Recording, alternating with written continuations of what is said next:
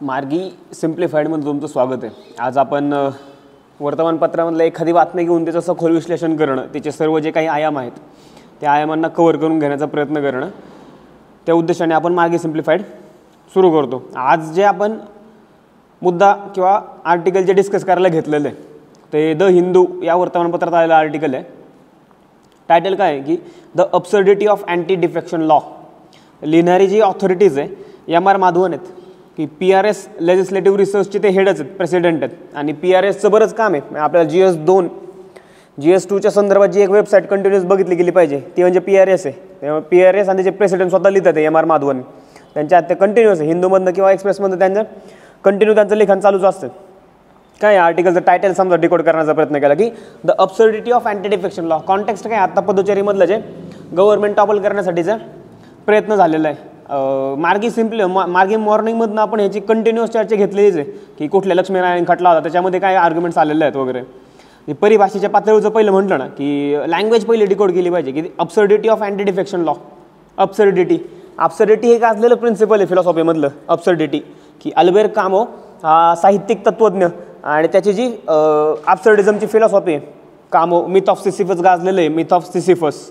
Absurdity म्हणजे अर्थहीन असणाऱ्या गोष्टीमध्ये अर्थ शोधण्याचा प्रयत्न म्हणजे अब्सर्डिझम आहे, जिथं मूल्य नाही तिथं मूल्य शोधण्याचा प्रयत्न म्हणजे अब्सर्डिझम आहे। मग हे ऑथरला हे सुचवायचं आहे की the absurdity of anti defection law. Anti defection law constitutionally काय आहे, 10 शेड्यूल आहे, 10 शेड्यूल, आणि तिथं अब्सर्डिझम असणं अर्थ नाही आहे, त्या 10 शेड्यूलला एकंदर काय अर्थ नाही आहे। त्याच्यामुळं कितपत तो रिलेव्हंट आहे आज। ऑथरने एंडिंग काय केलेली, एम आर माधवन एंडिंग काय करतात ते शेवटची त्यांचं स्टेटमेंट आहे आर्टिकलचा जो एंड आहे की the 10th schedule to constitution must be repealed काढूनच टाकलं पाहिजे। आतापर्यंत लोक सुधारणांविषयी बोलत होते, एम आर माधवन यांचे जे आर्ग्युमेंट्स आहेत की 10th शेड्यूल काढूनच टाकलं पाहिजे।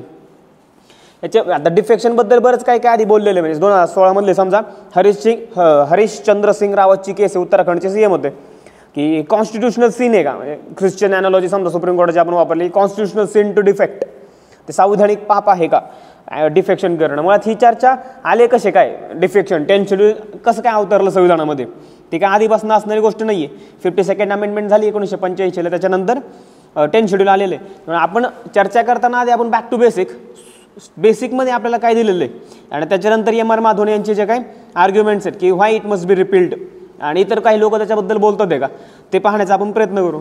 पहिले एकदम बेसिक काय की NCERT 12वीचं इंडिया सिन्स इंडिपेंडन्स, आयाराम आणि गयारामांची स्टोरी त्याच्यात दिलेली की आयाराम आणि गयाराम की एका रात्रीमध्ये 3 वेळा त्या गयारामांनी पक्ष बदलला होता, गयालाल काँग्रेसकडनं युनायटेड फ्रंट, परत एकदा काँग्रेस आणि परत एकदा युनायटेड फ्रंट, एका रात्रीत 3 वेळा पक्ष बदललेला होता। त्याच्यामुळे ते एक ॲनॉलॉजी होती ती फेमस झाली त्या काळात।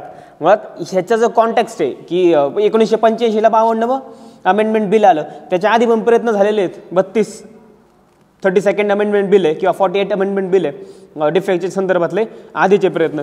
काय म्हणजे हिस्टॉरिकली काय सांगितलं जातं की 1967 ही इंडियन पॉलिटिक्सच्या अनुषंगाने एक फॉल्ट लाईन मांडली जाते की तोपर्यंत काय आहे की सेंट्रल आणि स्टेट काँग्रेस सिस्टम नावाची गोष्ट आहे, काँग्रेस आणि तिचं जे काही वर्चस्व आहे भारतीय राजकारणामधलं, ज्याला रजनी कोठारी यांनी वापरलेली संज्ञा काय होती, काँग्रेस सिस्टम आहे। 67 नंतर आपल्याला प्रादेशिक पक्षांचा उदय सापडतोय।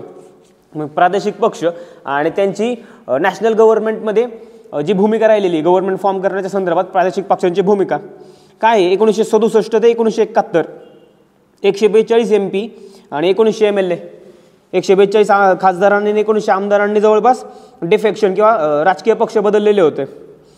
Weakening of democratic ethos, dire need to create mechanisms, आणि त्याच्यामधून तत्कालीन होम मिनिस्टर YB चव्हाण यांच्या अंतर्गत लोकसभेमध्ये कमिटी स्थापन झाली होती की कमिटी ऑन डिफेक्शन जिला म्हटलं गेलं।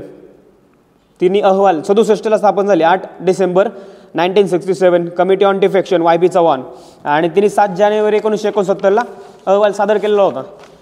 त्या अहवालामध्ये काही डिफेक्शनच्या संदर्भातल्या शिफारसी आपल्याला पहिल्या प्रथम आढळतात। त्यानुसार 32nd कॉन्स्टिट्यूशनल अमेंडमेंट बिल 1973 हे लोकसभेमध्ये सादर करण्याचा प्रयत्न झाला, पण सरकार कोसळलं आणि ते बिल लॅप्स झालेलं आहे। सरकार कोसळलं नाही, हाऊस डिझोल्युशन सोबत ते बिल लॅप्स झालं, रिझोल्युशन ऑफ हाऊस, आणि ते बिल लॅप्स होणं जे त्याच्यानंतरची 42nd अमेंडमेंट बिलच्या वेळेस काही प्रयत्न झाले होते की 42nd अमेंडमेंट बिल 1979 लोकसभेमध्ये सादर झालं, पण इतका विरोध झाला की ते परत माघारी घेतलं, विथड्रॉन आहे. आणि ह्याच्या संदर्भातल्या आणखी काही गोष्टी सांगतात की जम्मू काश्मीरचा कायदा आहे, Jammu and Kashmir representation of people's act 1957, तिचा सेक्शन 24G, त्याच्यामध्ये आधीपासून ती तरतूद राहिलेली आहे की any person can be disqualified if having been elected and voluntarily gives up the membership of political party, स्वइच्छेनं त्या राजकीय पक्षाचं सदस्यत्व सोडून देणं, आणि whose ticket he or she contested the election. त्यामुळं सेक्शन 24G आपल्या इकडे 52 अमेंडमेंट 52nd अमेंडमेंट 1985 घडून येण्याआधी आपल्याला जम्मू काश्मीरच्या कायद्यामध्ये सेक्शन 24G मध्ये ते अँटी डिफेक्शनच्या संदर्भात पक्षबदल विरोधी कायद्याच्या संदर्भातली मुळं दिसतात. मियान बशीर अहमद केस आहे, मियान बशीर अहमद विरुद्ध जम्मू अँड काश्मीर की constitutional validity of 24G challenge केलं, तिला 81ची केस आहे, ती बरोबर ठरवण्यात आलेली होती की व्हॅलिड आहे, कॉन्स्टिट्युशनली व्हॅलिड आहे. नंतर मुळात मग राजीव गांधी गव्हर्नमेंट आहे, समजा इंदिरा गांधींच्या हत्येनंतरचे 401 सीट आहेत जवळपास, तेव्हा 52nd अमेंडमेंट बिलसाठी प्रयत्न झालेला होता की त्याच्यातनं 10वं शेड्यूल भारतीय संविधानामध्ये समाविष्ट झालं. त्यात पण काही प्रोसिजरल इश्यू राहिलेले होते की राष्ट्रपतींची पूर्वसंमती घेतलेली नाही आहे, किंवा अमेंडमेंट करताना किती राज्यांची परमिशन लागणार ती सगळी घेतली होती का. तर काय हेतू काय सांगितला गेलेला होता 10व्या शेड्यूल पारित करण्याच्या संदर्भातला, to curb defection, to bring the political stability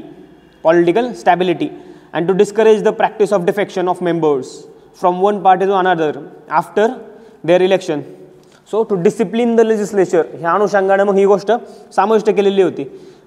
हिचा जो कॉन्टेक्स्ट आपण बघितला 32वे अमेंडमेंट बिल टाकलेलं होतं आधी, ते काय पारित नाही झालं, 48ला तसाच प्रयत्न झाला, ते 52nd 1985ला पास झालं. आणि नंतरचे जे 52nd अमेंडमेंट बिल 1985 कुठल्या आर्टिकल्समध्ये बदल केलेला आहे, आर्टिकल 101, 102, 190 आणि 191 जे आहे. आर्टिकल एकदा वाचले पाहिजे, हे PM बक्षींचं कॉन्स्टिट्यूशन ऑफ इंडिया आपल्या केसेससाठी आणि कॉन्स्टिट्यूशनचं जे ओरिजिनल वाचन आहे. काय सांगितलं गेलं आहे 101, 102, 190 आणि 191. 101 काय की vacation of seats, 102 disqualification for membership, सदस्यत्वाच्या अपात्रतेसंदर्भातल्या ज्या काही तरतुदी असतील त्या, 190 आणि 191 ह्या 4 कलमांमध्ये बदल केले गेलेले आहेत. आणि अँटी डिफेक्शन ही 10वी जी अनुसूची शेड्यूल, त्याला मराठी शब्द जो आहे की अनुसूची. दुसरं त्याला सोर्स काय, आपण ओरिजिनल कॉन्स्टिट्यूशन बघूयात त्याच्यात काय आर्ग्युमेंट्स आलेले आहे. दुसरं हे आपली संसद आहे, सुभाष कश्यप यांचे सगळे 3 पुस्तकं आपल्याला महत्त्वाची आहेत एकंदर सगळ्यात तयारीसाठी, म्हणून GS2 साठी पण आणि ज्यांचा ऑप्शनल आहे त्यांना पण, पॉलिटिकल सायन्स ज्यांचा ऑप्शनल आहे की आवर कॉन्स्टिट्यूशन एक आहे, सगळे NBTचेच आहे, आवर पार्लमेंट आहे, आवर पॉलिटिकल सिस्टम आहे, ही 3 पुस्तकं. त्यातलं हे आपली संसद मराठीत आलेलं पुस्तक आहे, NBTनेच मराठीत त्याचा अनुवाद केलेला आहे. त्यांनी काही आर्ग्युमेंट्स दिलेलं की पक्षबदल विरोधी कायदा, हे पुस्तक वाचण्यामागचं आणखी एक कारण काय की मराठीमध्ये जे लिहितात आहे त्यांना जी काही परिभाषा पाहिजे GS2चे उत्तर लिहिण्यासाठी, ती परिभाषा या पुस्तकातून आपल्याला मिळते. की संविधान कंसात 52वे विशोधन अधिनियम 1985 लेखनाची पद्धती, विशोधन अमेंडमेंटला त्यांनी जो शब्द वापरलेला आहे, याद्वारे अनुच्छेद 101, 102, 190 आणि 191 यांच्यामध्ये सुधारणा करण्यात आल्या. दुरुस्ती किंवा सुधारणा शब्द कसा वापरला जातो आणि त्यातला जो भेद आहे, कुठल्या गोष्टी महत्त्वाच्या आलेल्या होत्या की त्यातल्या ज्या तरतुदी आहेत, अनुसूची आणि परिच्छेद ही जी परिभाषा आहे, म्हणजे आपण आर्टिकलची जेव्हा चर्चा करतो आपण काय लिहितो की आर्टिकल आणि सब क्लॉजेस आहेत त्याचे, तसं शेड्यूल 10 आणि कुठला परिच्छेद काय सांगतो ते मायन्युटलीच लिहिलं पाहिजे की पॅरा 4 मध्ये कुठल्या गोष्टी आल्यात. अध्यक्ष सगळं ठरवणार, लोकसभेचे किंवा सभापती असतील ते ठरवणार आहेत, ते पॅरा 6 मध्ये आलेली गोष्ट आहे, परिच्छेद 6. मग ते मायन्यूट जे डिटेल्स आहेत. आणि तरतुदीचं आपण बघितलं ना, काय तरतुदी आलेल्या आहेत. एखाद्या राजकीय पक्षानं निवडणुकीत उभा केलेला उमेदवार संसदेतील व राज्य विधानमंडळातील सदस्य म्हणून निवडून येतो, किंवा नामित झालेली व्यक्ती, नामित झालेली व्यक्ती असेल तर 3 ते 4 कंडिशन्स त्यांनी सांगितल्या होत्या. पहिली जी आहे की राजकीय पक्षाचे सदस्यत्व स्वइच्छेने सोडून देणं, स्वइच्छे व्हॉलेंटरीली गिव्हन अप. इंग्लिशचं आपण पॅरलली वाचलं की इंग्लिश काय दिलेलं आहे, इफ ही परिभाषा जी आहे ती जेंडर सेन्सिटिव्ह नाही आहे कॉन्स्टिट्यूशनमध्ये. त्या आर्ग्युमेंट्स आलेल्या होत्या की कॉन्स्टिट्यूशनचं जेंडर सेन्सिटिव्ह वाचन करावं का. इथं जे तरतूद आलेली की इफ ही, तोच ते करू शकतो, ती ते करू शकत नाही आहे. If he has voluntarily given up his membership of such a political party, जो पहिला क्रायटेरिया सांगितलेला आहे. हे सगळ्या परिच्छेद 2 मधले मुद्दे बघतोय की शेड्यूल 10 परिच्छेद 2 किंवा शेड्यूल 10 पॅरा 2 त्यातला सेकंड पॉईंट जो आहे आपला की इफ ही वोट्स आपल्या बाजूने, if he she or abstains from voting in such a house contrary to the any direction issued by the political party. Political party म्हणजे व्हीप आहे, whip सांगतात त्याच्यानुसार ते गोष्टी घडतात. त्याला मराठीत काय शब्द आलेला आहे की प्रतोद, प्रतोद आणि पक्षशिस्त हे 2 शब्द इथं आपल्याला महत्त्वाचे आहेत. इथं महाराष्ट्रात सगळा डिबेट झाला होता की हे गव्हर्नमेंट फॉर्म होण्याच्या वेळेस जे काही वाद झाले होते त्यामुळे प्रतोद आणि प्रतोदांच्या भूमिका. प्रतोदाविषयी काय आपल्याला की इथं संविधानात कुठं उल्लेख नाही आहे किंवा सभागृहाची जी कार्यवाही आहे त्याच्यामध्ये लोकसभेचं जे प्रोसिजरल ॲस्पेक्ट आहे त्याच्यामध्ये पण कुठं आपल्याला प्रतोद व्हीपचा उल्लेख सापडत नाही. दुसरे काय सांगितलेलं की 3 प्रकारच्या व्हीपची चर्चा केली जाते. 1 लायनर आहे, 1 लायनर, 2 लायनर आणि 3 लायनर. 3 लायनर हे IMP व्हीप आहेत. काय म्हणलं 3 ओळींचा प्रतोद हा सर्वात महत्त्वाचा प्रतोद समजला जातो. प्रतोद म्हणजे व्हीप. या प्रश्नावर मतविभाजन होणार आहे हे ते दर्शवतो आणि त्या व्हीपमधली जी उपस्थिती ती आज्ञात्मकच असते, ते फॉलोच केलं पाहिजे. त्यांना अन्यथा शिस्तभंगाची कार्यवाही आहे की 10 शेड्यूलच्या अंतर्गत जे डिस्क्वालिफिकेशन होणार आहे. आणखी कुठल्या गोष्टी सांगितलेल्या आहेत त्यांनी, आपण मराठी जरी वाचलं समजा की संसदेचा किंवा राज्य विधानमंडळांचा स्वतंत्र सदस्य इंडिपेंडेंट मेंबर जो आहे, इंडिपेंडेंटमधून निवडून आलेला सदस्य त्याने जर कुठला राजकीय पक्ष जॉईन केला तर तो ह्या 10व्या शेड्यूलच्या अंतर्गत डिस्क्वालिफाय ठरतो, अपात्र ठरतो. किंवा नॉमिनेटेड मेंबर आहे 6 महिन्यानंतर जर कुठला राजकीय पक्ष जॉईन करत असेल तर ते अपात्र ठरणार आहेत. त्यानंतर पॅरा 4 जो आहे, पॅरा 4 हा मर्जरच्या संदर्भातला आर्ग्युमेंट्स केलेला आहे. पॅरा 4 मध्ये disqualification on the ground of defection not apply in the case of merger.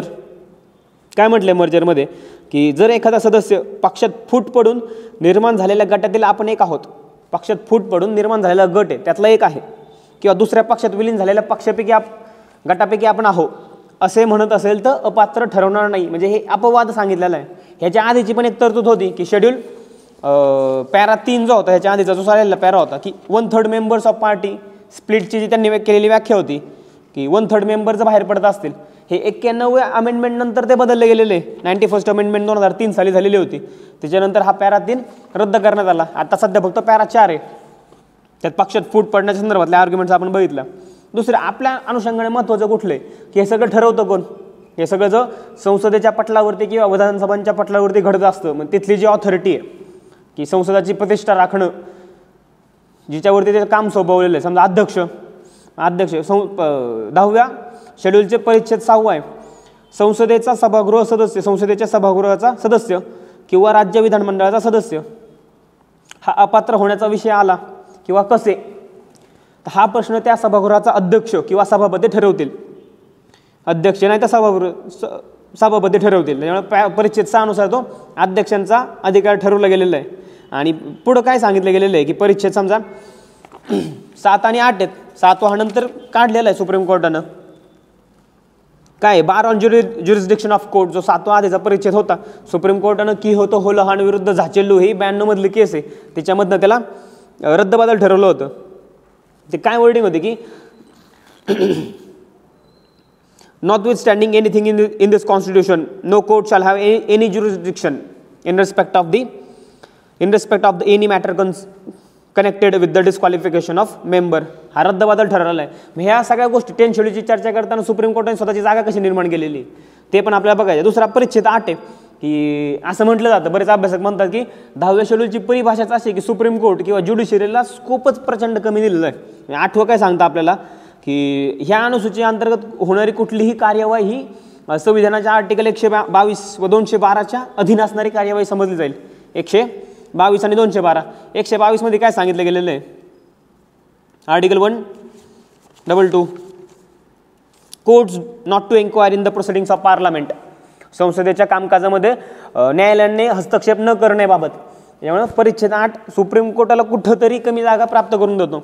ह्या 10व्या शेड्यूलच्या ज्या महत्त्वाच्या तरतुदी आहेत त्या आता आपण बघितल्या. ह्यातली अडचणी काय आपण म्हणलं ना की एकतर अध्यक्षांवरती बऱ्याच गोष्टी सोपवल्या आहे परिच्छेद 6 नुसार. दुसरी गोष्ट की स्प्लिटची 1/3ची मर्यादा जरी काढलेली होती 91st अमेंडमेंट नंतर, पण जी पॅरा 4 आहे आपला पॅरा 4 हा कॉन्ट्रोवर्शियल असं पण राहिलेला आहे की लास्ट डिफेक्शन, मोठ्या प्रमाणावरती पक्षातनं बाहेर पडणं, याला त्यांनी लेजिटिमसी प्राप्त करून दिलं आहे का, त्याच्यामुळे अँटी डिफेक्शनचं मुळात जे पर्पज होतं त्याच्या विरोधीच तो काम करतोय, अशा पण काही अभ्यास त्याच्या संदला आर्ग्युमेंट्स करतात आहे. आता ह्या सगळ्या प्रकरणामध्ये ज्युडिशियरीने स्वतःची स्पेस कशी निर्माण केली हा एक इंटरेस्टिंग पॉईंट आहे. म्हणजे संसदेने कितीही नाही म्हटलं तरी ज्युडिशियरीने स्वतःच्या जागा शोधलेलंच आहेत. जसं की आपण म्हटलं की परिच्छेद 8 मध्ये सांगितलेलं आहे की या अनुसूचीमधली कुठलीही कार्यवाही ही 122च्या अंतर्गत कार्यवाही आहे. पण सुप्रीम कोर्टाने की होतो होलॉन केस काय महत्त्वाची आपल्याला, तर 10वं शेड्यूलच प्रश्नास्पद केलेलं होतं की 10व्या शेड्यूलची कॉन्स्टिट्युशनल व्हॅलिडिटी चेक करण्यासाठी म्हणून जे खटला घडला त्यातून किहोतो होलोहान ही विरुद्ध झाचेल्लो ही केस घडली होती. किहोतो होलोहान 10वं शेड्यूल तर त्यांनी वैध ठरवलं, पण पॅरा 7 त्यांनी अवैध ठरवला होता. पॅरा 6 विषयी पण काही आर्ग्युमेंट्स केलेल्या होत्या की स्पीकर जे काही गोष्टी ठरवणार आहे तर स्पीकर एका प्राधिकरणाप्रमाणे काम करतात आहे. ह्यांची जर परिभाषा आपण वापरली NBTची की अनुसूचीतील परिच्छेद 7 सर्वोच्च न्यायालयाने ठोकून काढला आणि असे जाहीर केले की पक्षबदल विरोधी कायद्याखाली काम करताना अध्यक्ष हा न्यायाधिकरणाच्या ठिकाणी असतो, म्हणजे ट्रिब्युनलप्रमाणे काम करतो, so subject to the judicial review. आणि त्याला कोर्टाच्या आवाक्याबाहेर ठेवणं हे बेसिक स्ट्रक्चरचे कुठेतरी उल्लंघन आहे की judicial review is a part of a basic structure. आपण आयर कोयलनं म्हटलं, कोयलमध्ये पण ती गोष्ट आलेलीच होती. त्याच्यामुळं हे ह्यांनी केलेली जागा आहे स्वतःसाठी, सर्वोच्च न्यायालयाने स्वतःसाठी कशी जागा शोधलेली होती. हे बेसिक्स काही आपण 10व्या शेड्यूलची चर्चा केलेली. दुसरे कुठले केसेस महत्त्वाचे आहे 10व्या शेड्यूलच्या संदर्भात, हे केसेस बघून मग आपण ॲब्सर्डिटी ऑफ अँटी डिफेक्शन लॉकडे येणार आहे. रवी नाईक केस आहे. रवी नाईक काय आहे की व्हॉलंटरी गिव्ज अप आहे, स्वइच्छेने एखाद्या पक्षाचं सदस्यत्व सोडणं. मग हे स्वइच्छेनेचा अर्थ कसा लावायचा ह्याचा या संदर्भातली महत्त्वाची केस म्हणजे रवी नाईक केस आहे की व्हॉलंटरी गिव्हन अप मेंबरशिप. तर सुप्रीम कोर्टाचे काय आर्ग्युमेंट्स होतात ते एकतर एक्सप्रेस्ड किंवा इम्प्लाइड इन द सेन्स की त्यांच्या वर्तनावरनं पण तुम्हाला त्या गोष्टींचा निष्कर्ष काढता येतोय, तर ते रद्दबातल किंवा डिस्क्वालिफाय अपात्र ठरू शकतात. ते दुसरी गोष्ट अपवादांची आपण चर्चा केली की पॅरा 4 जे पॅरा 3 मध्ये 1/3ची स्प्लिट सांगितलेली होती. 91st अमेंडमेंटने ते रद्दबातल केलेले आहे. 91st अमेंडमेंटच्या आधी आपल्याला महत्त्वाची कुठली गोष्ट आहे 2003ला झालेली अमेंडमेंट होती 91st. त्याच्या आधीची जी की national commission to review the working of constitution NCRWC ह्याने काही गोष्टी सुचवलेल्या होत्या, त्यातली तिच्यानुसार काही बदल झालेले आहेत आणि 91st अमेंडमेंट जी झाली 2003 साली ती घडून आलेली होती. काय 91st मधले कुठले मुद्दे ॲड झालेले होते, एकतर पॅरा 3 रिपील काढून टाकण्यात गेला. आर्टिकल 75(1)A ॲड झालेलं होतं की किती मंत्र्यांची संख्या असावी. मंत्र्यांची संख्या त्यांनी 15% मर्यादित केली होती की सभागृहाची जी सदस्य संख्या असेल त्याच्या 15% 75(1)B पण तिनेच ॲड झालेलं आहे. 164(1)A आणि B 361B हे जे सगळे 91st अमेंडमेंटने ॲड झालेले मुद्दे आहेत. किहोतो होलोहान आपण पाहिली किहोतो होलोहान की पॅरा नंबर 7 बाद ठरवला आणि एकंदर 10व्या शेड्यूलची कॉन्स्टिट्युशनल व्हॅलिडिटी सिद्ध केली ती. आणि लोकांनी जे आर्ग्युमेंट्स केलेले होते की तिथल्या सदस्यांच्या फ्रीडम ऑफ एक्सप्रेशनचं उल्लंघन होतं का 19च्या अंतर्गत 25च्या अंतर्गत 105 किंवा 154 प्रिव्हिलेज आहे. इकडे विधानमंडळांचे प्रिव्हिलेज आणि तिकडं राज्य विधानमंडळ, इकडे संसदेचे तिकडं राज्य विधानमंडळांचे. तर सुप्रीम कोर्टाने ते आर्ग्युमेंट रद्दबातल ठरवलेले आहेत. यातली अडचण काय झालेली आहे की मास डिफेक्शनला पॅरा 4च्या माध्यमातून एक लेजिटिमेसी प्राप्त झाली का हा एक कळीचा कन्सर्न इथं राहिलेला आहे. आता ही गोष्ट आता काय महत्त्वाची आहे आपल्याला की आता आपण परत आपल्या कॉन्टेक्स्ट आलो किंवा आधीच्या काही केसेस बघितल्या. आधीच्या बऱ्याच केसेस झाल्या. अरुणाचल प्रदेश 2016, गोवा 2019, मणिपूर कर्नाटक 19 मधले, मध्य प्रदेश मागच्या वर्षी मध्य प्रदेश आणि राजस्थानमधले काही विषय झालेले होते की सचिन पायलट आणि त्यांच्या अनुषंगाने पण बऱ्याच गोष्टी चर्चेत आल्या होत्या. किंवा कर्नाटकामधली केस एक गाजलेली आहे, ती एक केस स्टडी म्हणून जरी आपण बघितली 2019 की 17 MLAंनी राजीनामा दिला होता काँग्रेस आणि जनता दलाच्या. आणि अध्यक्षांनी काय केलेलं होतं, अध्यक्षांनी त्यांना एक अपात्र ठरवलं आणि त्यांना ह्या विधानसभेची टर्म संपेपर्यंतची मर्यादा घातली होती निवडणूक लढवण्यासंदर्भात. मग ते कोर्टात गेल्यानंतर 3 जज बेंच बसलं होतं की अपहेल्ड जे अपात्र ठरवण्यासंदर्भात स्पीकरने दिलेले निर्णय ते सर्वोच्च न्यायालयाच्या 3 बेंचनं व्हॅलिड ठरवले. पण अध्यक्षांनी जी निवडणूक लढवण्यावरती बंदी घातलेली होती ती बंदी त्यांनी मान्य केलेली नाही आहे सर्वोच्च न्यायालयानं. त्याच्यामुळे ते परत तिथल्या 15 मधले 11 जण परत निवडून येऊन दुसऱ्या पक्षाच्या तिकिटावर निवडून येऊन मंत्री पण झालेले होते. मग ह्या संदर्भात दुसरं काय म्हणजे इथं एक अडचण काय होती, एक आपण म्हणलं की पॅरा 4 मुळे काही इश्यू निर्माण झालेले आहे. दुसरी अडचण आपण म्हणलं की स्पीकरचे काही इश्यू इन्व्हॉल्व होतं ते. मग हे स्पीकर हे पार्टिसन म्हणून काम करतं का काय, ह्याच्या संदर्भातली केस कोणती महत्त्वाची की केशम मेघचंद्र सिंग विरुद्ध honourable speaker legislative assembly of Manipur. महत्त्वाची केस आहे की न्यायालयानं मर्यादा घातलेली अध्यक्षांवरती की अध्यक्षांनी 3 महिन्याच्या आतमध्ये ते गोष्टी ठरवाव्यात. 3 महिन्यांची जी मर्यादा आहे. दुसरं काय सांगितलं होतं की अध्यक्ष एकतर पार्टिसन पक्षपातीपणे वागत असतील तर एक स्वतंत्र असं परमनंट ट्रिब्युनल तिथं स्थापन करावं ज्याच्यामध्ये निवृत्त न्यायाधीश असतील. यांची जी सुप्रीम कोर्टाने जी स्वतः परत जागा निर्माण केली की हेडेड बाय रिटायर्ड जजेस, की परत एकदा न्यायाधीशांनी तिची गोष्ट ठरवायची. ही एक 3 महिन्याची मर्यादेची गोष्ट महत्त्वाची होती. ही बाकीची उपायांची चर्चा की आपल्याला करता येईल की कुठले उपाय लोक सुचवतात आहे. दुसरा एक मुद्दा म्हटलं होतं की संसदेचं कार्यक्षेत्र आहे, न्यायालयाचं कार्यक्षेत्र आहे, न्यायालयाचं कार्यक्षेत्र आहे. त्यात सेपरेशन ऑफ पॉवर आर्टिकल 50 आपल्याला सांगतं. यात पण ज्युडिशरी स्वतःची स्पेस कशी निर्माण करते की डॉक्टर महाचंद्र प्रसाद सिंग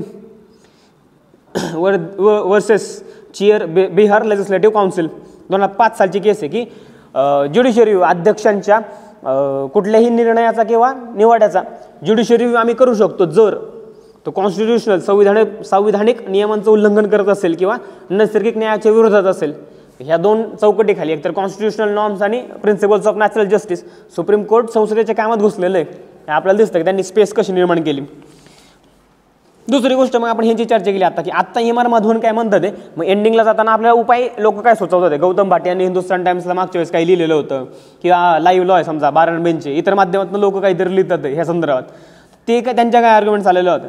आता आपण एम.आर. माधवन बघूयात की आजचं हिंदूचं आर्टिकल ही एक कॉन्टेक्स्ट बघितल्यानंतर की आत्ताचा जो कॉन्टेक्स्ट आहे तो बेसिकली पदुचेरीचा कॉन्टेक्स्ट आहे. The events in Puducherry shows the absurdity of anti defection law. Absurdity nothing, ते काही अर्थच नाही, अर्थहीन गोष्टीमध्ये अर्थ शोधणं आहे का. So which has become the standard operating procedure. मी आत्तापर्यंतचे प्रोव्हिजन्स आपल्याला काय सांगत होता की निवडून आले मग पक्ष बदलले. आता काय पद्धती काय बदललेली यांनी की राजीनामा देणं आणि मग राजीनामा देणं, बाय इलेक्शन लढणं आणि दुसऱ्या पक्षाकडून निवडून येणं आणि परत एकदा मंत्रिपद प्राप्त करणं. ही मोडस ऑपरेंडी आत्ताची सध्याची राहिलेली ज्याला एम.आर. माधवन काय म्हणतात की स्टँडर्ड ऑपरेटिंग प्रोसिजर, ज्याचा कायद्यामध्ये कुठंच नाही आहे उल्लेख. आपण पॅरा 2 जरी बघितला, पॅरा 2 मध्ये असं कुठंच उल्लेख नाही आहे की राजीनामा दिलाय मग त्या दुसऱ्या पक्षाच्या तिकिटावरून परत निवडून आलेले आहेत आणि परत मंत्री झालेले आहेत. असे जे उदाहरण आहेत. त्यामुळे अँटी डिफेक्शनला पर्पजच सगळा डिफीट होतोय का. आणि दुसरी गोष्ट ते मास डिफेक्शनचा एक मुद्दा महत्त्वाचा होता की purpose stability of the government and insulate them from the defections of legislature. याची चर्चा एम.आर. माधवन करतात. दुसरं काय रेंज ऑफ प्रोव्हिजन्स, त्याची व्याप्ती काय स्वरूपाची की all votes in the house scope आहे 10 शेड्यूल कुठपट लागू होते की to all votes to every bill and every other issue की applies to Rajya Sabha and legislative councils. राज्यसभेला पण लेजिस्लेटिव्ह काउन्सिल्सला ज्यांचा which have no say in the stability of the government. ह्यातली एक महत्त्वाची गोष्ट जी मगाशी आपल्याकडून बोलायची राहिली की राजकीय पक्ष हा उल्लेखच मुळात 52व्या अमेंडमेंट नंतर आलेला आहे. त्याच्या आधी आपल्याला असा काही उल्लेख कॉन्स्टिट्युशनली सापडत नाही. हा 52 अमेंडमेंट 1985 नंतर राजकीय पक्षांचा वैधानिकपणे समावेश झालेला आहे. आणखी काय रोल ऑफ रिप्रेझेंटेटिव्हच्या संदर्भात त्यांनी चर्चा केली की प्रतिनिधी म्हणजे त्याची ती थेअरी पण आपल्याला बघता जशी की रिप्रेझेंटेटिव्ह डेमोक्रेसीच्या मर्यादा काय असतात किंवा मग काय लॉजिक असतं त्या मागचं की एजंट्स ऑफ वोटर्स यांनी जी 2 कारणं दिली की एजंट्स ऑफ वोटर्स आणि ड्युटी टू देअर कॉन्स्टिट्युएंट्स मतदारसंघावरती असणारं कर्तव्य जे आहे exercise their judgement on various issues towards public interest. त्याच्यामुळे प्रेझेंटेशनविषयी काही प्रश्न 10व्या शेड्यूलमधनं निर्माण होतात. ते आत्ताची काय परिस्थिती राहिलेली की रिप्रेझेंटेशनने डोके उभं केलं आहे का रिप्रेझेंटेशन नावाच्या संकल्पनेलाच त्यांनी. आणि मुळात कुठलेही हे जो सदस्य निवडून जातोय त्या सदस्याला केवळ एक पार्टीचा एजंट म्हणणं किंवा एजंट म्हणून एजंट स्वरूपात समोर आणणं हेच 10व्या शेड्यूलने सिद्ध केलेलं ही एम.आर. माधवन यांच्या आर्ग्युमेंट्स आहेत. त्यांनी US काही गोष्टी घेतल्या, US एक्झाम्पल त्यांनी घेतलेलं आहे. दुसरं अकाउंटेबिलिटीची चर्चा ते करतात आहे की अकाउंटेबिलिटी काय प्रकारची, अकाउंटेबिलिटी टू हुम आहे, निवडून आलेले लोक कुणाला अकाउंटेबल असतात. आपल्याला 75 तर सांगते ह्यांनी काय म्हणलंय मग की संसदेपेक्षा ते त्यांच्या राजकीय पक्षांनाच ते उत्तरदायी राहतात आहे का की जो काय म्हणतात रॅशनल डिसिजन आहे किंवा जो फ्रीडम ऑफ ओपिनियन आहे निवडून आलेल्या सदस्यांचं ते कुठंतरी हरवतंय का, पक्षाच्या नावाखाली त्या सगळ्या गोष्टी दबून जातात आहे का. दुसरं काय म्हणलं यांनी eroding legislatures important consequences of anti defection law is hollowing out of legislatures. तुमचं विधिविधान मंडळ किंवा संसद ही हॉलोविंग पोकळी निर्माण झालेली आहे तिथं एक प्रकारची. त्याच्यामुळं त्याच्या एकंदर सगळ्याच स्वरूपाविषयी यांनी प्रश्नचिन्ह निर्माण केलेले आहेत. दुसरा जो मुद्दा यांनी घेतलेला आहे आंबेडकर आणि जो अकाउंटेबिलिटी आणि स्टॅबिलिटीचा आपला डिबेट आहे. अकाउंटेबल पाहिजे आपल्याला म्हणजे प्रेसिडेन्शियल सिस्टम पाहिजे का पार्लमेंटरी सिस्टम पाहिजे, ही जी संविधान सभेतली चर्चा आहे. त्यात मग कुठलं स्वरूप स्वीकारायचं, त्यात आपण स्टॅबिलिटी आणि अकाउंटेबिलिटी, तर अकाउंटेबिलिटीला जास्त प्राधान्य दिलं का, त्या अकाउंटेबल असण्याच्या पद्धती कुठल्या आहेत ह्याची एक चर्चा त्यांनी केलेली आहे. आणि शेवटची त्यांचे आर्ग्युमेंट आहे की इनस्टॅबिलिटी अस्थिरता आणण्यासाठी म्हणून 10वं शेड्यूल आहे. म्हणजे ते ॲब्सर्डच, त्यात काही अर्थच नाही आहे, ते काढूनच टाकलं पाहिजे, हे त्यांचे आर्ग्युमेंट्स आहेत. आणि आत्ताच्या मार्गाबद्दल त्यांनी चर्चा केलेली आहे की निवडून आल्यानंतर पक्ष बदल नाही आहे, तर राजीनामा द्यायचा आणि परत दुसऱ्याच्या पक्षाच्या तिकिटावरती निवडून येणं, हे अशी तरतूद कायद्यात कुठंच नाही आहे 10व्या शेड्यूलच्या अंतर्गत. 3 महिन्याच्या मुदतीचा मुद्दा त्यांनी घेतलेला आहे. केस तिथं दिलेली नाही. आपण केसची चर्चा केली की कुठली केस आहे ती, केशव मेघचंद्र सिंग विरुद्ध ऑनरेबल स्पीकर मणिपूर लेजिस्लेटिव्ह असेंब्लीची आहे. सो एंड काय म्हणलेलं आहे त्यांनी की legal solution to political problem, राजकीय समस्येला वैधानिक उत्तर शोधणं कितपत बरोबर आहे. Parties to strengthen their internal systems, काय करायला पाहिजे राजकीय पक्षांनी स्वतःची जी काही अंतर्गत व्यवस्था आहे ती कुठंतरी सक्षम करायला पाहिजे. ह्याच्याविषयी बऱ्याच लोकांनी जो हसन जरी आपण म्हणलं की अंतर्गत लोकशाही, राजकीय पक्षांच्या अंतर्गत लोकशाहीचा मुद्दा परत एकदा ह्या अनुषंगाने परत एकदा तो आयरणी आलेला आहे. यातली ऑथॉरिटी जी आहे वाचायला पाहिजे, जोया हसन काय म्हणतात ते राजकीय पक्षांबद्दल. टू सम अप काय गेलेलं आहे की detrimental to functioning of our legislatures. So instability त्याच्यामुळे येत नाही. आणि एंड त्यांचा जो आहे की 10th schedule to constitution must be repealed, काढूनच टाकलं पाहिजे. कुठले मेजर्स सुचवता येतात ते. लिली थॉमस केस आहे, लिली थॉमस केसने पण डिस्क्वालिफिकेशनच्या संदर्भातल्या काही आर्ग्युमेंट्स केले होतात. 2013 सालची केस आहे. त्या धर्तीवरती काही लोक सूचना सुचवतात की defected person be treated automatically as a defected. Automatically defection होणं, राजीनामा देऊन दुसऱ्या ह्याच्यावर आलं तर त्याला 5 वर्षाची मर्यादा घालता येईल का. समजा राजीनामा दिला, मग निवडणूक लढण्याच्या संदर्भात 5 वर्षाची मर्यादा घालता येईल का, असं पण काही जणांनी प्रस्ताव मांडलेला आहे की त्याला कूलिंग ऑफ पिरियड म्हणलं गेलेलं आहे. कूलिंग ऑफ पिरियड आपल्याला ठेवता येईल का, अशा काही तरतुदी त्यांनी सुचवलेल्या. समजा गौतम भाट यांचं एक आर्टिकल हिंदुस्तान टाइम्सला आलेलं होतं मागच्या वर्षी. राजस्थानचा सगळा मुद्दा चर्चेत असताना त्यांनी लिहिलेलं आहे वाय नॉट इफेक्टिव्ह, का नाही इफेक्टिव्ह राहिलं होतं की त्याला पोकळीच्या सापडतात. आपण म्हणलं की राजीनामा देणं ही तरतूदच 10व्या शेड्यूलमध्ये नाही आहे. किंवा मेजर कॉन्स्टिट्युशनल जे ॲक्टर्स आहेत, संविधानिक करते आपण म्हणलं, राज्यपाल आहे, अध्यक्ष आहेत, त्यांच्या पाठीशी भूमिका, पक्षपातीपणे त्यांनी वावरणं. आणि ज्युडिशरीने तितकं अप टू द मार्क भूमिका घेतली नाही. मला 10व्या शेड्यूलची परिभाषा ज्युडिशरीला थोडी तरी कन्स्ट्रेन करते असं आपण म्हणू शकतो. आणि presence of money in politics ही एक त्यातली चर्चा केलेली आहे. आणि हे एकंदर आपण 10व्या शेड्यूल आणि 10व्या शेड्यूलच्या अनुषंगाने ज्या काही चर्चा नेमत होत्या त्या बघितलेल्या आहेत. सध्या आपण इथं थांबूयात आणि मार्गी सिम्प्लिफाईडमधनं उद्याच्या वर्तमानपत्रामधनं कुठले इश्यू येतात त्यानुसार आपण आपली चर्चा पुढे कंटिन्यू चालू ठेवू. धन्यवाद.